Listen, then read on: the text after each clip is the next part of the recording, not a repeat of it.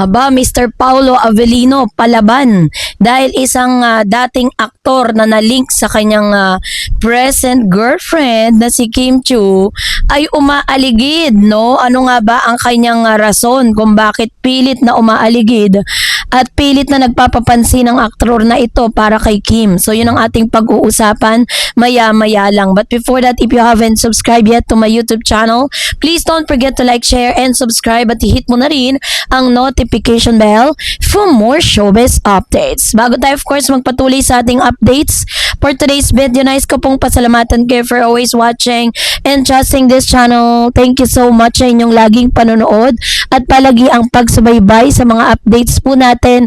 Maraming salamat po. At ngayong araw, ito na pag-usapan natin kasi muling naging laman ng usap-usapan ng social media at mundo ng showbiz sina Kim Chiu, Paulo Avellino at ang dating karelasyon nito na si Mr. Gerald Anderson. Matapos umugong ang balitang tila binabakuran umano ni Gerald ang aktres habang mas lumalapit naman si Paulo kay Kim dahil sa sunod-sunod nilang proyekto at tambalan. Nagsimula ang mga usapin matapos mapansin ng ilang mga netizen ang umano'y pagiging protective ni Gerald kay Kim sa ilang pagkakataon. Lalo na ngayong muling sumisikat ang tambalang Kim Pao nila Kim at Paulo. Maraming fans na nagsasabing tila may kakaibang tensyon kapag nagpapag-usapan ng closeness sina Kim at Paulo. Lalo na sobrang lakas ngayon ng chemistry ng dalawa sa kanilang mga proyekto gaya ng What's Wrong with Secretary Kim at The Alibay. Hindi may kakaila na isa si Kim at Gerald sa pinakasikat na love team noon sa Philippine showbiz bilang Kimerald. Milyon-milyong fans ang sumusubaybay sa kanilang tambalan mula pa noong Pinoy Big Brother Teen Editions ay naging matagumpay rin ang kanilang mga serye at pelikula gaya ng Till My Heart Aches and At Tayong Dalawa. Kaya kahit matagal nang hiwalay ang dalawa, marami pa ring netizen ang hindi makalimot sa naging relasyon nila. Kaya naman tuwing nababanggit ang pangalan ni Gerald kaugnay ni Kim, agad nitong nagiging viral online. Sa kasalukuyan, mas lalong umuugong ang usapin dahil sa sobrang lakas ng suporta ng publiko kina Kim at Paulo. Sa kanilang mga interview at public appearances, maraming fans ang kinilig sa natural na closeness ng dalawa at hindi rin nakatulong na marami ang nakakapansin sa pagiging sweet at komportable nila sa isa't isa kahit off-cam.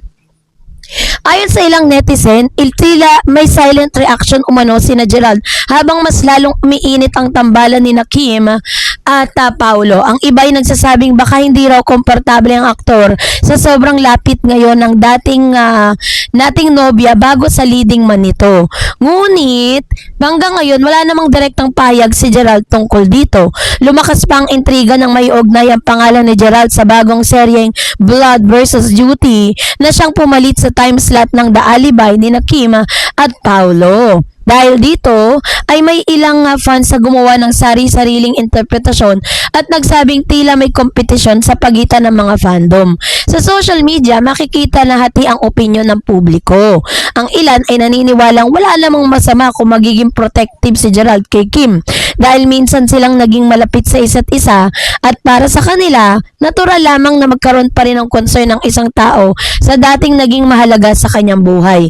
Ngunit, mayroon din nagsasabing dapat ay hayaan na lamang ni Gerald si Kim na maging masaya sa kasalukuyan nitong buhay at career. Ayon sa ilang fans, matagal nang nakamove on ang aktres at malinaw naman na masaya ito ngayon sa tambalan nila ni Paulo. Hindi rin may kakaila na malaki ang impact ng Kim Pao tandem sa entertainment industry ngayon. Simula nang magsama sila sa mga projects, sunod-sunod ang tagumpay ng kanilang mga serye at endorsement. Marami rin ang nagsasabing mas mature at natural ang chemistry nila kumpara sa ibang love teams ngayon.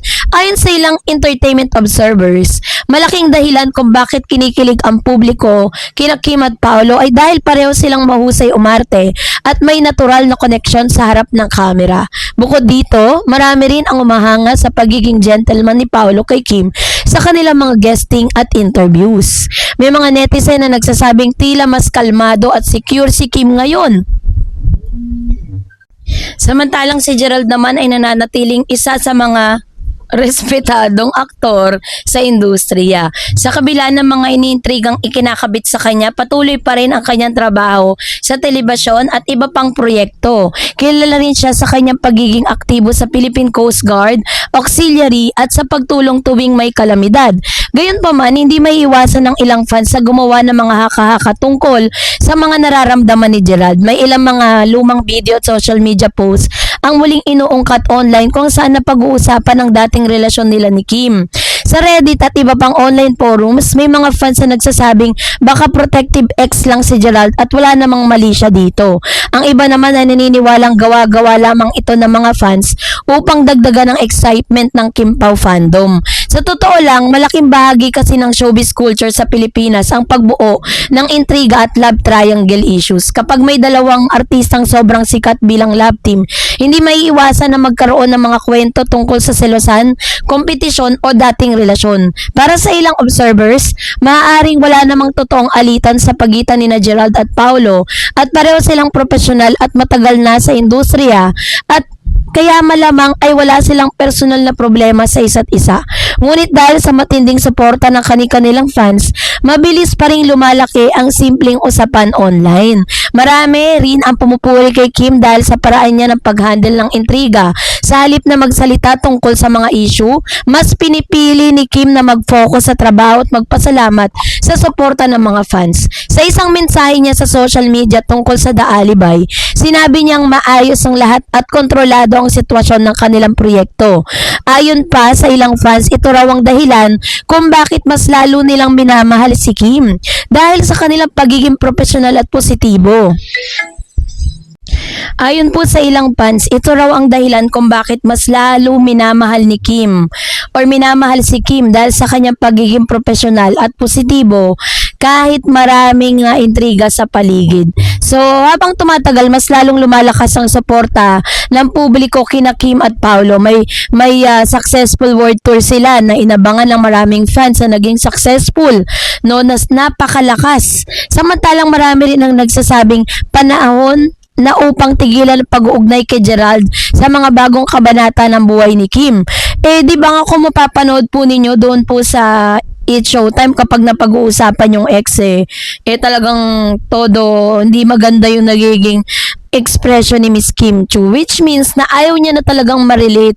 Kung sakasakali mong totoo ang mga bali-balitang ito na parang gumagawa ng eksena si Gerald para mapalapit ulit kay Kim, hindi naman po hahayaan ni Kim na porkit hindi na siya masyadong wala na siya masyadong supporters, gagamitin niya yung tambalan nila ni Kim para mapag-usapan ulit siya. Kung mapapansin niyo lahat ng mga project ni Gerald, hindi naman ganun kabongga ang resulta Samantalang ang Kim Pao, nag-world tour, 'di ba? Nagkaroon lang sila ng concert doon, 'di ba? Very successful, sold out ang mga tickets. Nagkaroon sila ng mga serye na pinalabas online, pinalabas sa Free TV, successful.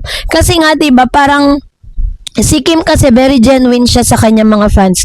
Nakita rin ng mga fans ang genuine connection between Kim and Mr. Paolo Avellino. Kaya naman siguro naman wala pong dahilan si Mr. Paolo Avellino para po magselos kasi I think wala na rin naman talagang chance si Gerald na makabalik pa sa buhay ni Kim kahit magka-love team sila, 'di ba? So kasi kitang-kita naman talaga natin na talagang Kim Pao lang talaga ang namamayagpag ngayon at talagang masasabi mo na very bankable love team po sila, 'di ba? So, ngayon sa mundo ng showbiz sila hindi nawawalang ganitong mga klaseng intriga. Habang may mga fans na patuloy na kinikilig sa Kim Pao tandem, mayroon ding mga hindi maiiwasang balikan ng nakaraan nila ni Kim at Gerald. Sa uli, ang totoo lamang nakakalam ng estado ng kanilang relasyon si Kim, Paolo at Gerald mismo. Maaring bahagi lamang ito ng intriga at interpretasyon. Kasi ako po naniniwala ginagawa ni Gerald to para lang mapag-usapan siya. Kasi para lang po takaunawa ng lahat, si Gerald po ay red flag.